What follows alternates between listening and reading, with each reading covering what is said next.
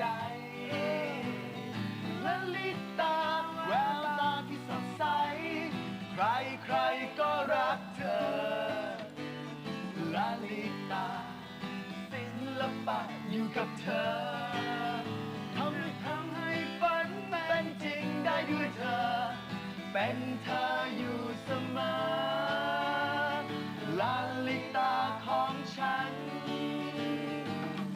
Wonderful girl She's a wonderful girl ผมร้องให้พี่หมิวฟังอีกรอบนะครับเผื่อจะดีกว่ารอบแรกครับครับผมลาลิตาเธอเป็นนางฟ้าจากที่ใด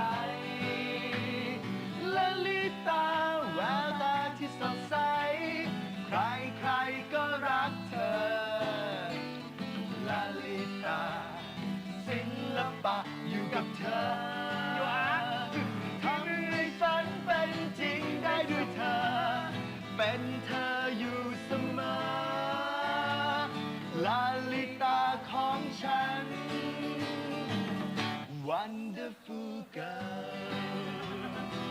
She's a wonderful girl Wonderful girl Lalita she's a wonderful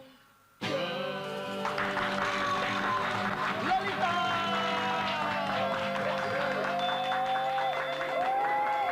ย้อนกลับไปปี 2500 ผมคิดว่าน่าจะประมาณว่า 2,531 32 หรือ 33 ประมาณนั้นนะ ประมาณนั้นครับ อะไร ครับผม พุทธศักราช ผมก็ยังไม่ทราบว่าเขาจะพูดอะไรเหมือนกันครับพี่หมิวครับ 2530 ปลายมาสิ่งที่เกิดขึ้นในวงการการศึกษาเมืองไทยครับ ครับ คือสิ่งที่สุภาพสตรีและนักศึกษาผู้หญิงทุกท่านคือ นักเรียน ทุกคน ชั้นว่าอย่างนั้น จะ เถอ ดัดผม อ๋อ จะดัดผมแล้วก็ ครับ ผู้ชายต้องจีบผู้หญิงคนนั้นให้ได้ เพื่อจะได้บอกว่า เฮ้ย แฟนเราเหมือนหมิว อย่างนั้นนะครับ งั้นนะครับ แต่สิ่งที่สำคัญเวลาจะจีบผู้หญิงคนนั้นต้องทำอย่างนี้ครับ ไงครับ ฉันเพ่งมองตาเธอให้ลึกหน่อย ขอเสียงปรบมือต้อนรับลาลิตาของเราครับเย้ คือเป็นคนแรกแล้วก็ทำให้ทุกอย่างชุ่มชื่น แล้วก็อีกหนึ่งอย่างนั่นคือทำให้พวกเรารู้สึกว่าสุขในหัวใจครับพี่หมิว ขอบคุณพี่หมิวมากครับ อย่างเงี้ย ครับผมอันนี้เป็นคำพูดในหนังที่ถ่ายรายการครับ ครับผมแล้วหลังถ่ายแล้วก็มาจะพูดว่ายังไงอะวะ พี่หมิวครับ ผมหักภาษี 3%นะครับ นั่นคือความเป็นจริงที่เกิดขึ้นเลยเหรอบอย หวานมาก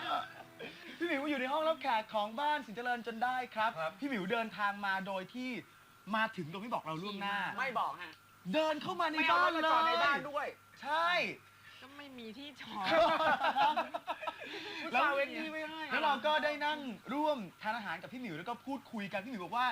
นึกว่าตอนที่คุยกันเนี่ยถ่ายรายการเสร็จไปแล้วหมิวว่าเนี่ยคุยกันขนาดนี้แล้วเนี่ยเข้าไปในรายการจะคุยอะไรกันอีกนะครับ แต่มีหลายอย่างที่เราอยากคุยกับลลิตา สศิภาคนนี้นะครับซึ่งเป็นทั้งนางเอกนางแบบแล้วก็เป็นนักแสดงและเป็นคุณแม่ที่อยู่ในใจของเราทุกคนนะครับ สิ่งหนึ่งที่คลาสสิกที่สุดในชีวิตผมคืออันนี้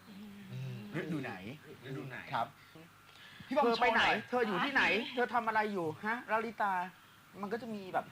ดอกไม้มีต้นไม้ นี่คือพี่หมิวทำเพื่อเรื่องนี้ตอนที่อยู่ต่างประเทศใช่ไหมครับ ค่ะค่ะ ครับผม เวลาเศร้าดูดี อืม เข้าใจไหมเวลาเศร้าดูดี มันมีหลายฤดูไงคะ หลาย อารมณ์ค่ะ หลายอารมณ์ หลายอารมณ์มาก ครับ ฤดูไหนของพี่หมิวในความรู้สึกของพี่หมิวเนี่ยพี่หมิวกำลังจะบอกว่าฤดูไหนคืออะไรอะครับ ถ้าเกิดว่าย้อนกลับไปในความหมายของหนังสือเล่มนี้ครับ ค่ะก็เหมือนกับชีวิตเรามันมีหลายฤดูแล้ว แต่ว่าเราจะอยู่ในขั้วโลกไหนของโลกอะนะคะ ครับ แต่ก็ถ้าเกิดยังอยู่ในเมืองไทยมันก็มี3ฤดูทุกวันมันก็มีอะไรที่มันเปลี่ยนแปลงไปเรื่อยๆอย่างเงี้ย ครับ แล้วก็อาจจะมีบางวันที่ดี แล้วก็บางวันที่มันไม่ดี ถ้าเราจะให้กำลังใจตัวเอง เราก็น่าจะได้ให้กำลังใจว่าทุกวันมันคือวันใหม่เดี๋ยวมันก็เปลี่ยนไปอะไรอย่างเงี้ยไปตามฤดูค่ะเปลี่ยนไปตามฤดูแต่บางวันก็คิดได้นะครับ บางวันก็คิดไม่ได้มันก็มีเหมือนกันเนี่ย เป็นอย่าง แต่ นั้น ก็ต้องถึงว่า ชีวิต เดี๋ยว เป็นอย่างนั้น มัน จริง ต้องคอยมาเ เตือนตัวเองอยู่เหมือนกัน มันอยู่ที่ ว่า ใจของเราเองนะครับ ค่ะ พี่หมิว ค่ะ ในขณะที่เราร้องเพลงลลิตา Wonderful Girl เนี่ยนะครับ อืม พี่หมิวก็เซ็นหนังสือเล่มนี้ไว้กับเราด้วย ถึงแม้ว่าหนังสือเล่มนี้จะมีเวลาอยู่นานแล้วเหมือนกัน ครับผม พี่หมิวเซ็นบอกว่าดีใจที่ได้มาเจอคุณครอบครัวสินเจริญค่ะ มีความสุขทุกๆวันอย่างที่เป็นนะคะ และนี่คือสิ่งที่พี่หมิวเซ็นให้กับเรา ผมเชื่อเหลือเกินว่า ครับ ผมจะเอาไปขายครับ ครับไม่เอา แต่ผมจะซีล็อกลายเซ็นพี่หมิวไปนะปรบมือให้ลายเซ็นของลลิตากับด้าวสินเจริญด้วยครับ ขอบคุณพี่หมิวมากนะครับ เสร็จแล้วเหรอคะ เก็บไว้จน นี่ทำรายการแล้วเหรอ ยัง เก็บไว้จนพี่หมิวเซ็นจนได้ตั้งแต่ปี 42 ขอบคุณมากครับ ฝันไหมว่าชีวิตเราจะเข้ามาทำอาชีพนี้ ครับ ตอนเด็กๆอยากเป็นอะไร อืมตอนเด็กๆเลยจำได้ว่าอยากเป็นสัตวแพทย์นะคะ เพราะว่ารักสัตว์อะชอบสัตว์อะ ครับ ชอบหมารักหมา แต่ว่าไปมาไปกับคุณแม่บ่อยๆ ไปกองถ่ายไปอะไร มันก็ไม่พ้นจะต้องเข้าฉากละคร ขอสวัสดี คุณแม่คือคุณแม่จารุวรรณปัญโยภา ได้ ส ค่ะได้ ครับ แม่สวัสดีแม่ สวัสดีครับนะครับ จะรู้ไป แม่ว่าใครเป็นลูกนะครับเชิญครับ สวย คุณแม่ก็ไปกองถ่าย ครับ ค่ะ ก็หลังจากไปกองถ่ายก็ชวนเล่นละครอะไรอย่าง อื เงี้ย ม ก็หลังจากนั้นก็เริ่มเล่นเป็นนางเอกตอนเด็กเดินผ่านเข้าฉากบ้างหรืออะไรนิดๆหน่อยๆอะค่ะ อืม ก็จนมาถึงช่วงปริศนาช่วงนั้นอายุ 16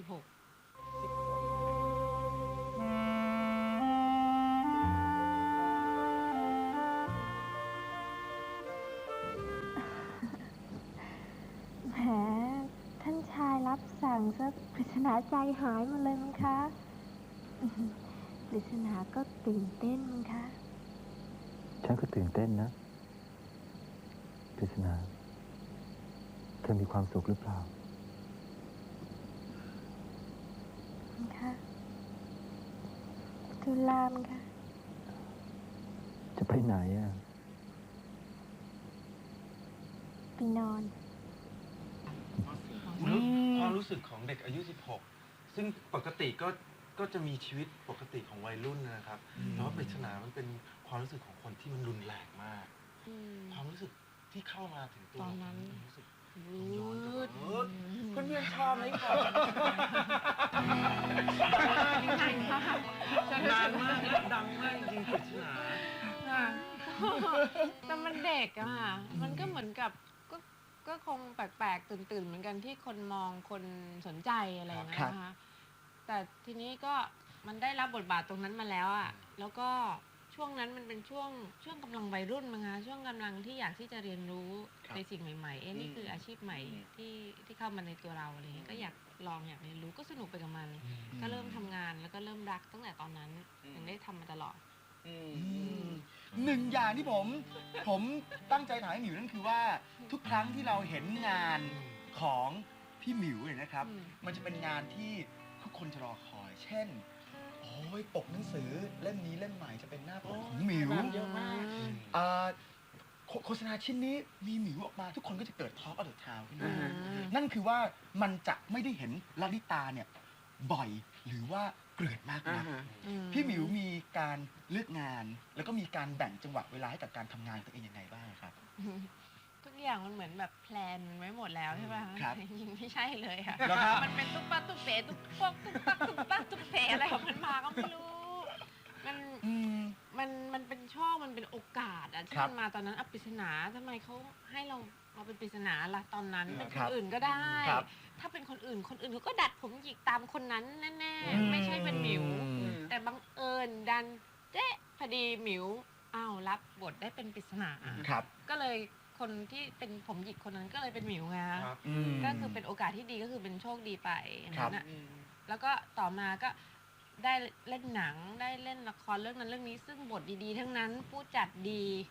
อืมพอดีจังหวะด้วยนะครับพี่หมิว จังห แล้ว ว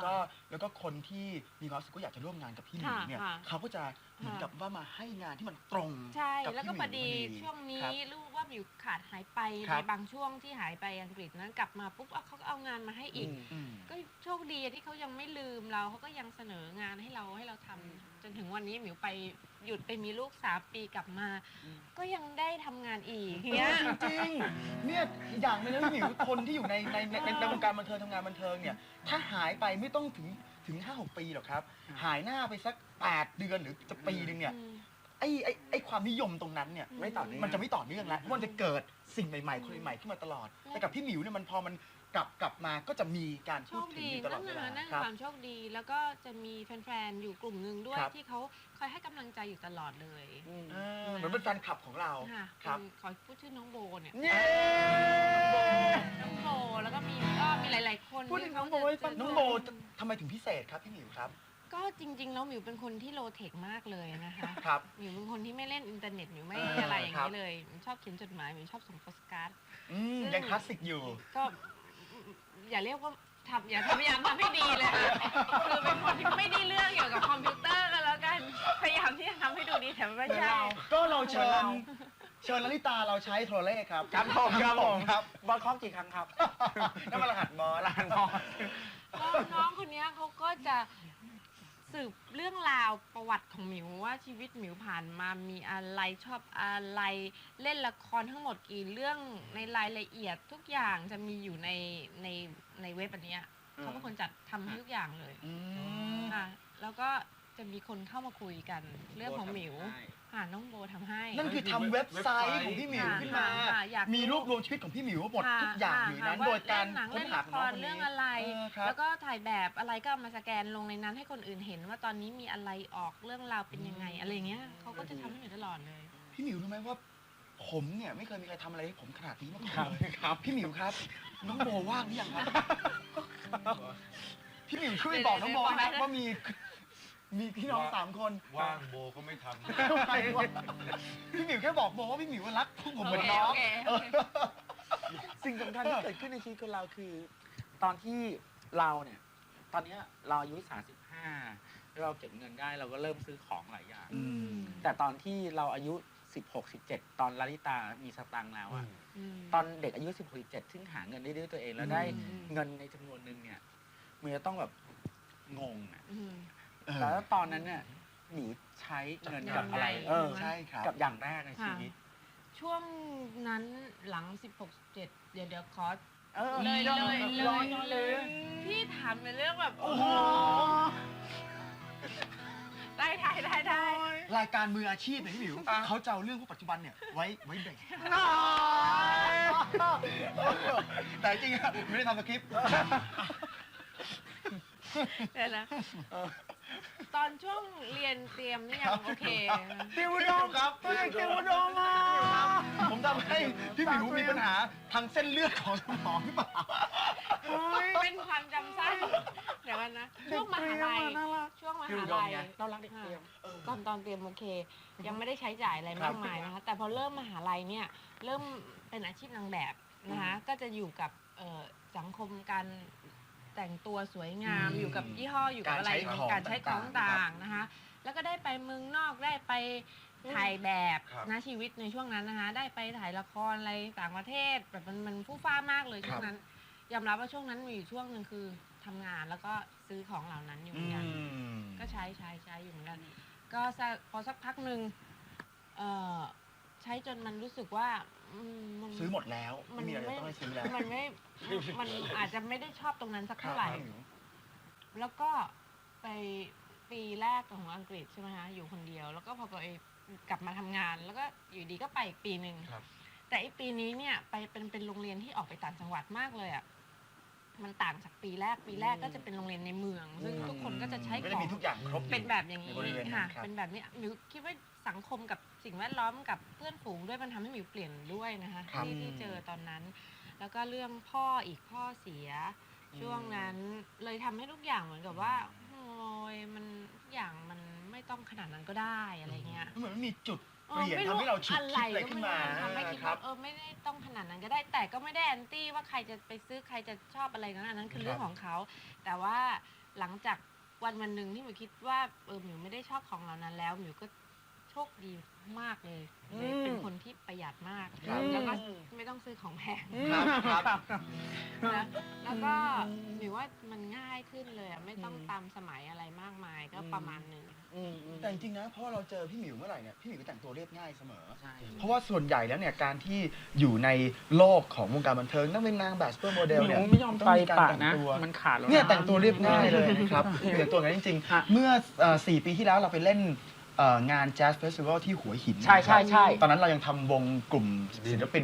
ริมถนนอยู่เลย เราเล่นอยู่ริมหาด แล้วก็มองลงไปก็เป็นครอบครัวของพี่หมิวเนี่ยนั่งดูอยู่ด้วย สายตาที่พี่หมิว ที่ริม ม ชาย อ หาด ง หัวหิน ดูเล่นดนตรีอยู่เนี่ยเบื่อนะครับแต่ว่าเรา เราอย่างนั้นเลยเหรอ เมื่อไหร่จะเล่นจบสักทีอย่างนี้เหรอคิดอย่างนั้นจริง ผมว่าพอ ไม่จริงนะ พอเรามองมาเราก็รู้สึกว่าเอ๊ะทำไมครอบครัวพี่หมิวน่ารักแล้ว เรา ดูเรียบง่ายมา เรา ก ลงมาแล้วมีประชาชนแล้วก็มีลาลิตาปัญโยภาส ใช่ มีคุณก้อง เรียบ แล้ว ง่าย ก็มี ตลอด น้องๆนั่งดูอยู่ พี่หมิวบอกกับเราว่ามาคุยมาบ้านเราเนี่ยมาได้ แต่ว่าอย่าให้หมิวร้องเพลงเลยนะครับ เพราะว่าพี่หมิวเนี่ยชอบฟังเพลงมากกว่า ผมก็เลยมีความสุขนะครับ เพราะว่าผม3 คนจะร้องเพลงให้พี่สาวผมฟังใกล้ๆในห้องรับแขกของเราครับ บอยทำลงหน่อยให้พี่หมิงทำนะ ทำไมไม่บอกก่อนที่จะขึ้นเพลงมา แล้วแค่นี้ใช่ไหมคะ ครับพี่หมิวครับ โอเค เป็นเสียงสายน้ำเล็ก เป็นเสียงสายน้ำแล้วก็เสียงลม ครับ จาก ผม ปริศนาครับ ๆ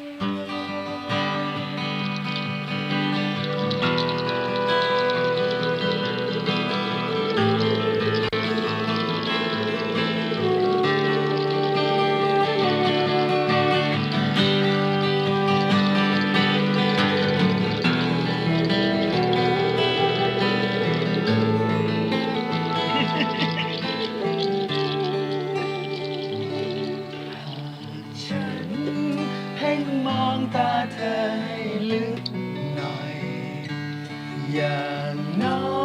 ยอาจทำให้ต้องเฉลียวใจ ว่ามีความรักใด ซ่อนในดวงหรือไทยบ่งบอกความในใจที่ดวงตา หากรู้ว่ารักเจ้ายังหลีกเล่นลง ถ้าพบจะพาดวงใจเปี่ยมรักมาแอบอารมณ์ระหงอุ่นไอรักชักพา ให้วิญญาณสองเรารื่นสรายโอ้ความรักนั้นอยู่ไหนใหญ่จึงไม่เห็น มองหาเช้าเย็นมีพบผ่านใจเอ่ยใจเราโชคเขาหรือนั้น ปล่อยรักนั้นให้เดินผ่านไปหากฉันเพ่งมองตาเธอให้ลึกหน่อย อย่างน้อยอาจทำให้ต้องเฉลียวใจ ว่ามีความรักซ่อนในดวงหรือไทย อาบอุ่นใจสองเราเรื่อยมา โอ้ยอดเยี่ยมบอยจำได้ ว่ามีความรักซ่อนในดวงหรือไทยลลิตา บ่งบอกความในใจ เอาเริ่มใหม่อีกอ่ะมา ไม่บอกแล้วว่าอย่าให้ร้องเพลง อาบอุ่นใจสองเราเรื่อยมานะ ว่ามีความรักซ่อนในดวงหรือไทยพี่มิว อุ่นใจของเราเรื่อยมา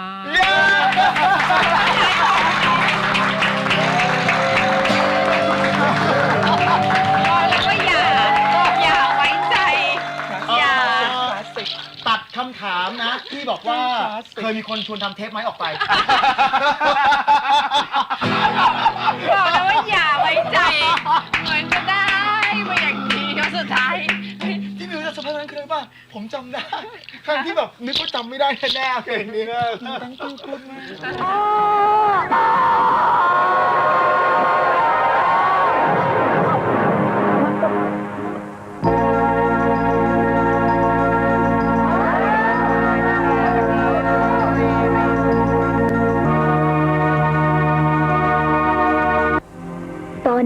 ใครๆก็คงจะรู้กันหมดแล้วว่าธัญญาเป็นแม่มด ช่างมัน ผมเปลี่ยนความคิดใหม่ละ มีแฟนเป็นแม่มด ก็เก๋ไปอีกแบบหนึ่ง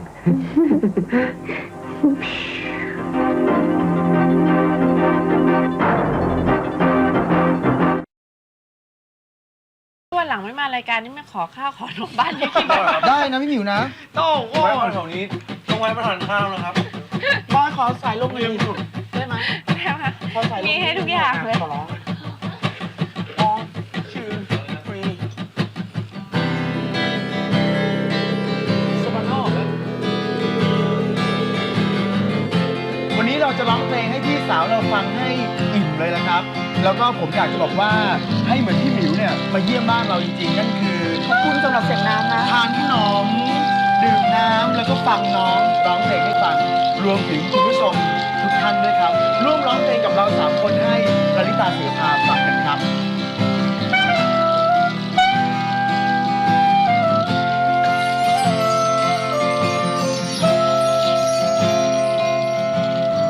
เธอคือนางในนิยายคือดวงดาวพร่างพรายคือจินตนาการกว้างไกลเธอคือความจริงที่เธอคือความงามเลิศเลอคือแรงบันดาลในหัวใจ แต่มองดูแล้วเธออยู่ไกลแสนไกลห่างดูแล้วทุกอย่างมันสูงเกินไปดังฟ้าที่กว้างและสูงจนเกินกว่าจะเข้าใจไม่อาจจะยังรู้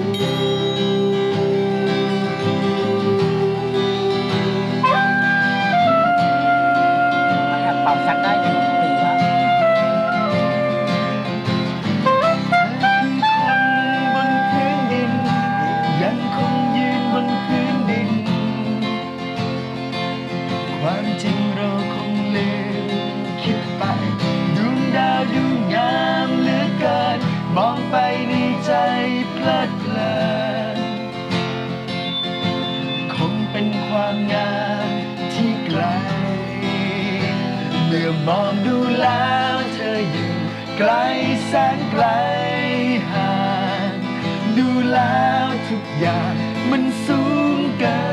นไปดังฟ้าที่กว้างและสูงจนเกินกว่าจะเข้าใจ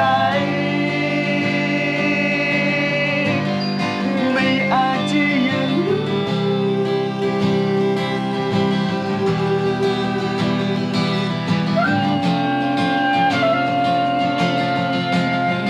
ไม่อาจจะยังรู้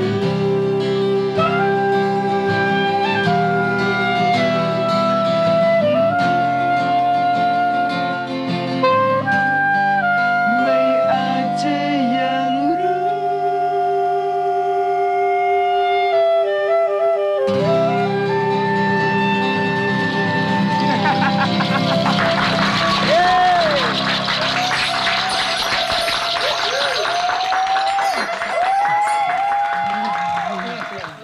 หวังว่าคงจะเติมอารมณ์ตอนบ่ายให้ทุกอย่างเย็นสดชื่นกันอย่างที่พี่หมิวนะครับพี่หมิวครับ ผมเห็นพี่หมิวเล่นละครเดินแบบเล่นหนังมาหมดแล้วนะครับแล้วทั้งละครเวทีทั้งอะไรด้วย มีอะไรบ้างที่พี่หมิวยังไม่ได้ทำบ้างครับ ร้องเพลงไงคะ หมายถึงร้องแบบเป็นเรื่องเป็นราว ออกเทปอะไรเงี้ย ครับผม ไม่สมควรอย่างยิ่ง ไม่รู้ว่ามันทำได้ไม่ดี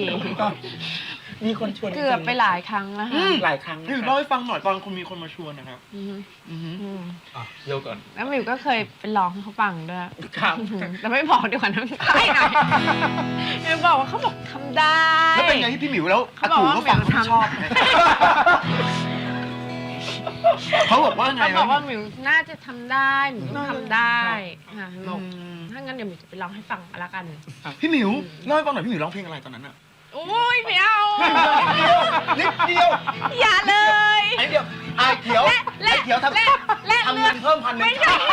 ไม่ใช่ เอ้ยเป็น และ ความลับ และ ร้องเพลงที่ยากมากด้วย นั่นแหละผมยิ่งอยากรู้พี่หมิวทำนี้มันยิ่งอยากรู้เอางี้ครับอยากรู้ว่าตาร้องเพลงอะไรติดฟังช่วงหน้าครับ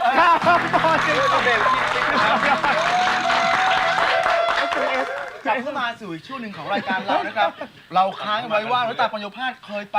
ทดสอบเสียงร้อง ที่ค่ายไหนไม่บอกแต่คนฟังชื่อกูนะครับแล้วก็ เป็นชื่อจริงนะสกุลจริงด้วยนะ ครับผมจะรู้ว่าพี่หมิวครับตอนนั้นพี่หมิวร้องเพลงอะไรผมอยากรู้จริงๆขอนิดเดียวอักษรย่อก็ได้ มิวบอกเพลงยากด้วย เพลงยาก นะ แล้วหมิวก็เลยคิดว่าทำไมหมิวไม่ร้องเพลงอะไรง่ายๆหรือเพลงอะไรที่ตัวเองร้องได้ทำไมต้องไป เช่นสุ ขึ้น ขายุ โอ้ โห โห ดเสียงสูง ขนาดนั้น อ๋ออ อะไรอย่างเงี้ยร้องเพลงของพี่ตินา ว้าวชอบกีล่าพี่หมิวเพลงอะไรครับที่ของพี่นายากกับทั้งนั้นเลย ก็ใช่นะเดี๋ยวนะจำได้แต่เพลงยากมากแล้ว ไม่ช่วยอะไร อะไรก็ไม่บอกแต่ทีนี้เมื่อหมิวร้องเสร็จไปแล้วเขาก็เขาเข้าใจแล้วว่า ครับ อืม ครับผม เชื่อแล้ว ไม่เป็นไร เชื่อ จากที่บอกว่าเชื่อว่าทำได้เนี่ยเปลี่ยนเป็นเชื่อแล้วว่า เข้าใจแล้วก็บอกแล้วว่าไว้ใจไม่ได้ แต่นี้ยังไงผมต้องขอบคุณพี่หมิวให้เกียรติร้องเพลงกับผม3คนนะครับ เมื่อ เป็น กี้ สิ่งที่พิเศษมากใช่ค ข รั อบ ตอนช่วงกลางเพลินๆแล้วช่วงหลังดันมาให้น้องคนเดียว เอ๊ะ ชอบมีคนมาถามเราตอนเราบวช ว่า ถามเราว่าชีวิตคืออะไร อื้อหือ แต่ถ้าเกิดว่าเราจะถามหมิวว่า ถ้าหมิวคิดว่าชีวิตคืออะไรหมิวให้คำจำกัดความหรือให้ประโยคกับมันได้ไหมอ่ะ ตอนนี้ชีวิตของหมิวคือลูกไปซะแล้ว คือครอบครัว คือครอบครัวมากที่สุด แล้วถ้าย้อนกลับไปตอนที่พี่หมิวเนี่ยยังคงค่อยๆโตขึ้นมาเนี่ยตอนนั้นคิดบ้างไหมครับที่คืออะไรอย่างตอนไปต่างประเทศตอนทำงาน ช่วงฤ ก่อน ดู จะ ไหน มีครอบครัว นะคะ ใช่ครับ ช่วงฤดูไหนนั้นเป็นช่วงที่คิดอะไรได้ค่อนข้างจะคมมากเลย ครับ นะคะเกิดในช่วงนั้นนะแล้วก็มันตัวคนเดียวไงไม่มีห่วงไม่มีอะไร พอเริ่มมีลูกแล้วเริ่มมีความกังวลมากขึ้นห่วงมากขึ้น แต่ตอนนี้ก็เบาบางแล้ว หลังจากตอนที่มีลูกใหม่ๆ ก็จะอุ้ยแต่ละชีวิตยังไงเนี่ยเราจะต้องยังไงต่อไปดำเนินยังไงดูแลลูกยังไงให้ดีนะคะ ซึ่งตอนนี้ก็พยายามทำทุกอย่างให้สบาย เพราะว่าถ้าไปตึงกับมันซะทุกอย่างไม่มีอะไรที่มันดีที่สุดอ่ะหรือว่าการที่หมิวมีครอบครัวแล้วก็จากกับกล้องต่างครอบครัวแล้วมาอยู่ด้วยกัน เราก็ต้องมีการเปลี่ยนแปลง ซึ่งกันและกันหมายถึงว่าต้องปรับเปลี่ยน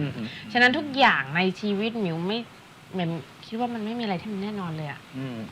อะไรที่เคยเป็นแบบนั้นมันก็ไม่สามารถที่จะเป็นแบบนั้นได้ตลอดโอเค ตัวตนลึกๆอาจจะมี แต่ว่า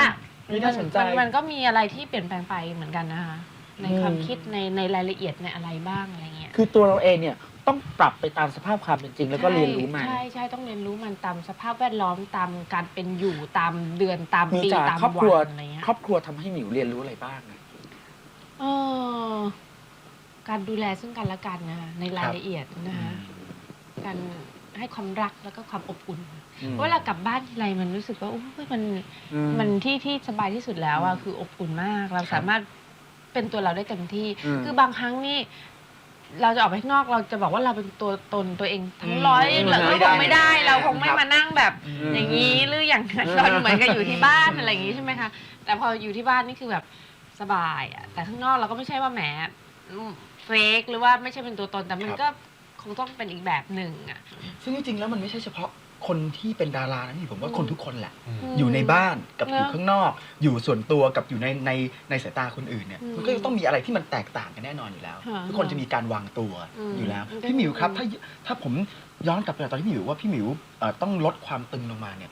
ตอนนั้นพี่หมิวตึงเรื่องอะไรบ้างเรื่องอะไรที่เรารู้สึกว่าเราคิดของมันสุดขั้วตึงอยู่กับมันในสิ่งเหล่านั้น อย่าง ครับ กับลูกหรืออะไรเงี้ยอย่างแค่เมื่อเช้านี้แค่นั้นเอง ครับ นะ คนกลัวการมีลูกอ่ะ ดี๋ยว เพราะเราจะลุ้นว่าเขาจะเป็นยังไง ครับ ช่วง2 อาทิตย์นี้หมิวทำงานเยอะมากเลยนะคะทำงานเยอะมากแล้วก็เมื่อเช้าวานเนี้ยไปหอมลูกตอนเช้าลูกยังไม่ตื่นไปโรงเรียนลูกถามว่าวันนี้แม่จะไปส่งเขาหรือเปล่าเนี่ยแค่เนี้ยกับแม่จะไปรับเขาหรือเปล่าแล้ว2 อาทิตย์ที่ผ่านมาคือยุ่งมากไม่ได้ทำให้เขาเลยอย่างเงี้ยซึ่งจริงๆแล้ว พ่อแม่คนอื่นเขาก็ทำงานบางทีเขาก็ต้องคนอื่นไปรับไปส่งลูกเป็นปกติแต่เราก็เหมือนกันรู้สึกว่า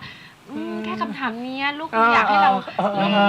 ทำนะลูกอยาก แม่ ให้ คุณ เรา จะไม่พูดออกมา ไม่พูดออกมาหรอก แม่จะไปรับหรือเปล่า ไปรับหรือเปล่านะคะแล้วทีนี้เมื่อวานเนี่ยเมื่อเช้าเนี่ยมันเดี๋ยววันนี้มันต้องมาทำรายการใช่ไหมคะคุณแม่บอกว่าไม่ต้องไปส่งหรอกเพราะเดี๋ยวมันจะไม่ทัน ครับ นะแต่เดี๋ยวหมิวต้องไปรับลูกอะไรอย่างเงี้ยแล้วแม่แล้วกล้องก็บอกว่าหมิวยังมีเวลารับส่งลูกอีกทั้งชีวิตเข้าใจไหมไม่เมื่อนั้นหมิวจะมานั่งคิดว่าหมิวจะบ่นอยู่ตอนคืนจะไปส่งจะไปรับจะไปส่งจะไปตอนไหนแล้ววันนี้หมิวมีงาน5 โมงเย็นเดี๋ยวเสร็จอันนี้เสร็จหมิวต้องเอาลูกกับอะไรอย่างเงี้ยจะวนอยู่อย่างเงี้ยมันจะ เราจะวิตก วิตกจริตนะคะ ในรายละเอียดที่มันกำลังจะเกิดขึ้น ซึ่งจริงไม่มีอะไรก็ได้จริงให้คนอื่นไปรับก็ได้หรือว่าวันหลังนี่แต่ทีนี้หมิวก็เห็นว่านี่มันจะปิดเทอมแล้ว ครับ เดี๋ยวจะไม่ได้ไปส่งอีกนานแค่ไปส่งไปรับลูกแค่นี้คิดอยู่นั่นแหละว่า ซึ่งปกติมันถ้าเกิดว่าคน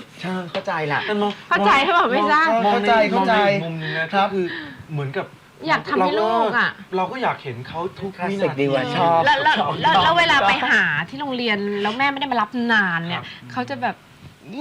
จะแบบอุ๊ยแม่มาจะเป็นแบบอะไรตรงนั้นเนี่ยมันแบบมันน่ารักอ่ะ เข้าใจไหมง่ายๆแต่ได้ความรู้สึกจะได้ความ ผม รู้สึก ถามวินาทีแรกที่เป็นคุณแม่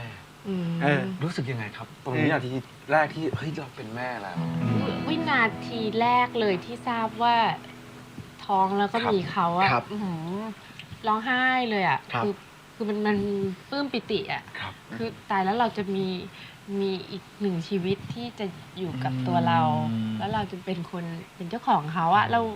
ซึ่งยังไม่ดีหรือเปล่าเพราะว่าเราดันไปคิดว่าเราเป็นเจ้าของเขาเลยจริงๆเราไม่ใช่อะอีกแล้วตอนแรกๆอะห่วง ทั้งที่เป็นลูกเรานะ โอ้ยห่วงใครจะ แต่ว่า ไม่ให้ เขาก็ อุ้ม ไม่ เลย ใช่ คนแรกอย่ามาแตะต้องกลัวตกกลัวอะไรวิตกจริตไปหมดตอนแรกๆนะคะ ครับ แต่ตอนนี้โอเคเป็นลูกคนที่2ที่สบายขึ้นมาก ก็พยายามไม่ตึงกับมันไงลูก เกิดการปล่อยวาง ค่ะไม่รู้มันบางทีมันเป็นภาวะของแต่ละคนที่มันเกิดขึ้นได้นะ พี่หมิวครับ ดีจัง เท่าที่ฟังแล้วพี่หมิวเป็นคนอ่อนไหวในความรู้สึกหลายอย่างของชีวิตหรือเปล่าครับ มากไปนิดกับอะไรบางทีไม่ใช่เรื่องเลยคิดมันอยู่นั่นแหละ แล้วตอนที่พี่หมิวเริ่มรู้ว่าเนี่ยเรากำลังจะมีลูกของเราแล้วเนี่ยตอนนั้นเนี่ยพี่หมิววางอะไรไว้บ้างเกี่ยวกับชีวิตว่าเนี่ยเรากำลังจะมีชีวิตอีกชีวิตหนึ่งขึ้นมา โดยเราเป็นคนให้กำเนิด โอ้โห เขา มันไม่เหมือนกับที่เราคิดเลยอ่ะ ครับ คือการแต่งงานกั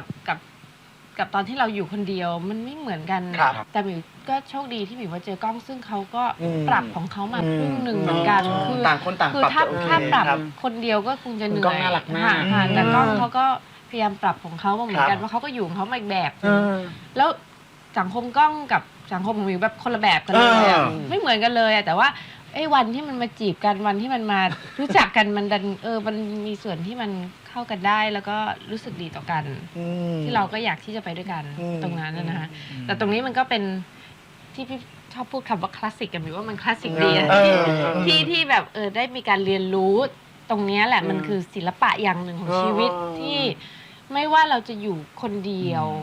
อยู่อย่างมีความสุขแล้วก็ต้องมีศิลปะตรงนั้นเหมือนกัน หรือการอยู่แบบชีวิตคู่ ซึ่งหมิวไม่รู้ว่าอนาคตมันจะเป็นยังไง ครับ ก็ยังไม่เห็นมันเหมือนกัน ครับ แต่หมิวก็จะพยายามทำวันนี้ของหมิวให้ดีที่สุดจะพยายามนะ ศิลปะในการใช้ชีวิต ยาก คลาสสิกยาก ยาก ยากยาก ยืนยันครับ ยาก ครับผม ยากแต่ทำอยู่ ทำอยู่ ใช่ พยายามทำอยู่ค่ะ มันปรับกันตลอดเกือบตลอดชีวิตนะครับพี่ห ค่ะ มิวมันจะมีจุดเล็กน้อยๆรายละเอียดเพิ่มมาเยอะแยะตลอดระยะเวลาการเดินทางไป น้ำตาไหล น้ำตาไหลแล้ว เพราะว่า ครับ แสบตาไป ตอนนี้เขากำลังจะ อยาก ฟังพี่หมิวแล้วก็อินไปกับชีวิตเขาด้วยครับครับ อยากร้องเพลงได้ไหม ได้ครับ ยังไม่ลง ชื่อเพลงได้ครับลองครับ เหรอ พี่หมิวทราบป่าวว่าเวลาที่ไปต่างจังหวัดอย่างคุณแม่เนี่ยคุณแม่จะไม่ใช่คนดูละคร ผมจำได้ว่าผมต้องนั่ง ครอบครัวเราไม่ค่อยดู ให้ ละ กับ คร แม่ เพราะว่าแม่จะไม่พลาดสักตอนย้ำลงพระถวนใช่ไหมครับแม่ เหรอ ดีแล้วที่เตรียมกันไว้ แล้วก็ คุณแม่ เรื่องจริง อย่างเดียว พี่หมิวมันกลายเป็นผมว่ามันกลายเป็นขึ้นละครขึ้นหิ้งเรื่องนึงแหละ เพราะว่ามันเป็น ยังไม่ลงพระถวน ผมอยากใช้คำนี้เหมือนเดิมแหละ คลาสสิก มันคลาสสิกมากนะครับ คลาสสิก แล้วก็ ผมจะ ทุกอย่างที่พูดนี่เมื่อกี้10-20 ปีที่แล้วใช่ไหมตอนนี้เร็วขึ้นมาอีกหน่อยนี่คือ10 ปีที่แล้วอีก ค่อยๆลดแล้วค่อยๆลดแล้วเห็นไหมครับ ใกล้ปัจจุบัน รายการมาเขาเป็นอย่างนี้ครับครับผมครับ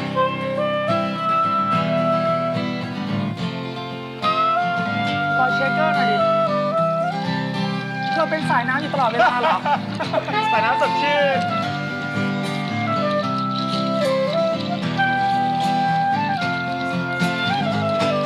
จากคนละฟ้า จากคนละแผ่นดิน กลับมาโบยบินข้ามไปสุดฟ้าจนได้พบกัน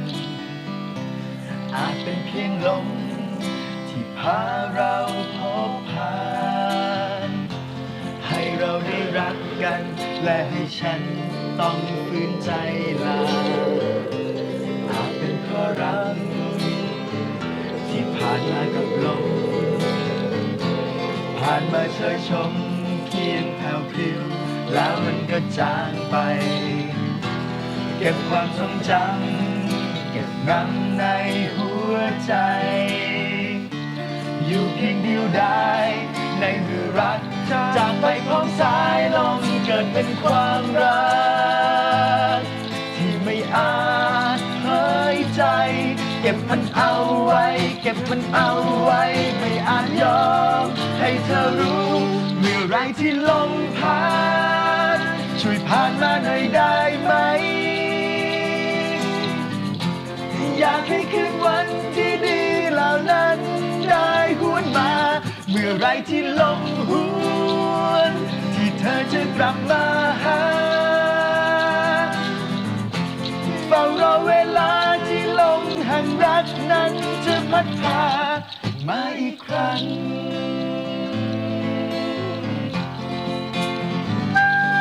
โอ้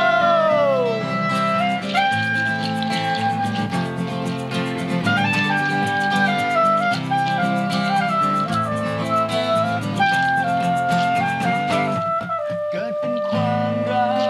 กที่ไม่อาจหายใจ เก็บมันเอาไว้ เก็บมันเอาไว้ ไม่อาจยอ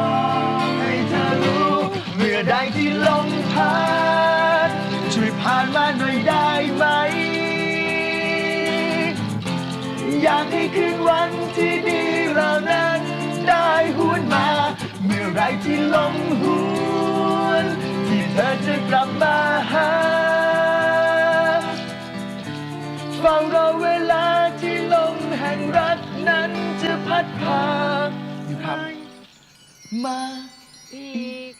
ครั้ง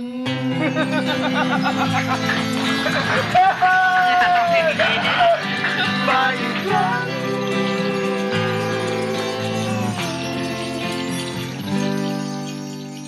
มาอีกครั้งยังพบหัวครับละครน้องสุดหล่อที่หมิวของเราครับ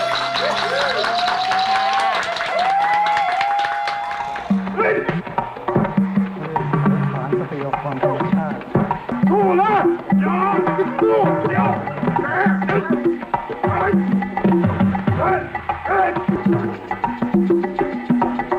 เก็บตาย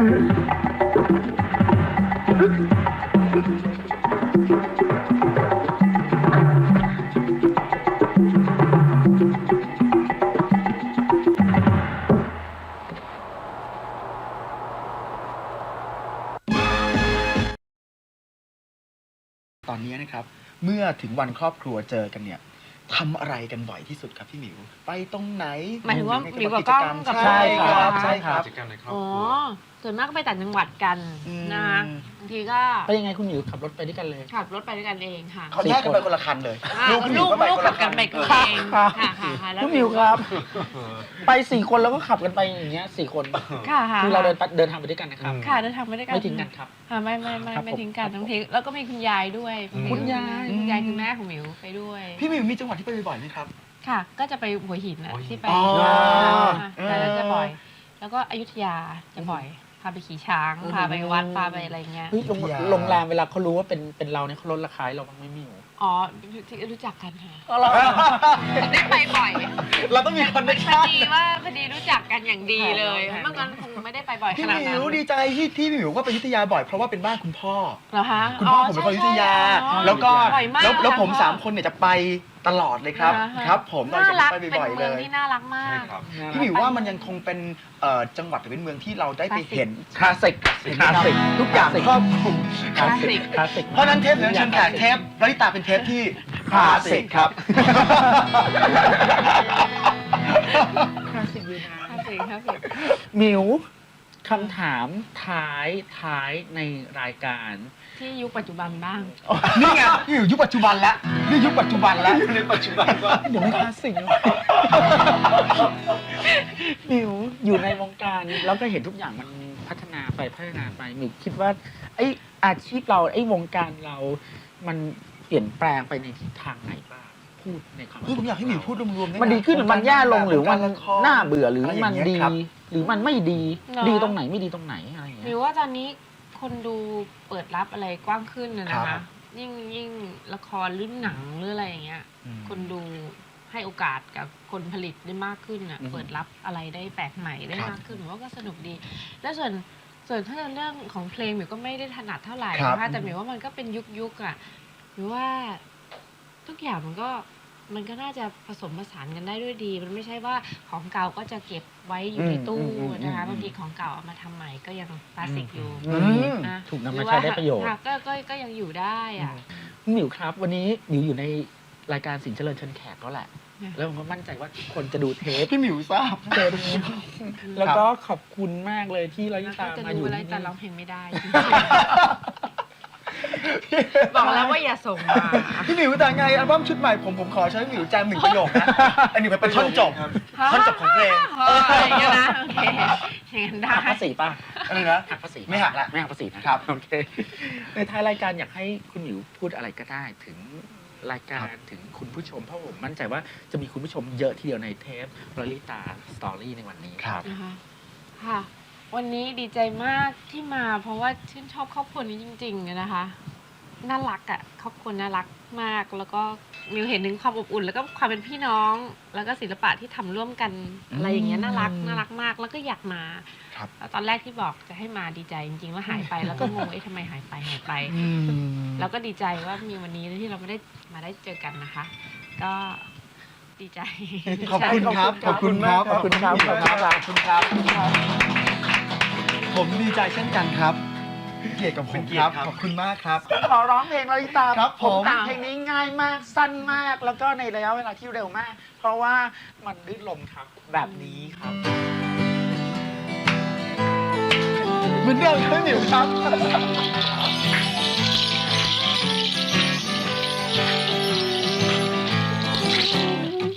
ละลิตาเธอกับนางฟ้าจากที่ใดละลิตา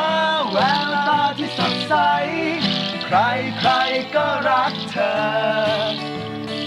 ละลิตา ศิลปะอยู่กับเธอ ทำให้ฝันเป็นจริง ได้ด้วยเธอ เป็นเธออยู่เสมอลาลิตาของฉัน Wonderful girl ลาลิตา She's a wonderful girl Wonderful girl She's a wonderful girl ลาลิตาสัสิบงาม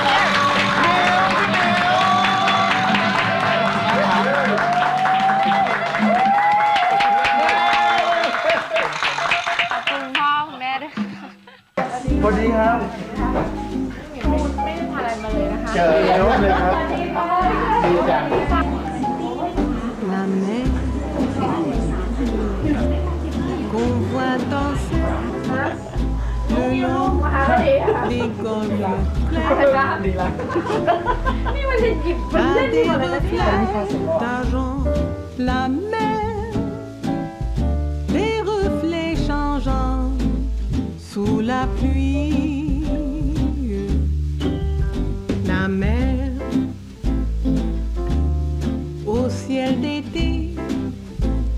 confond ces blancs moutons avec les anges séduits, la mer, bergère d'azur. ขอบคุณมากครับขอบคุณมากครับ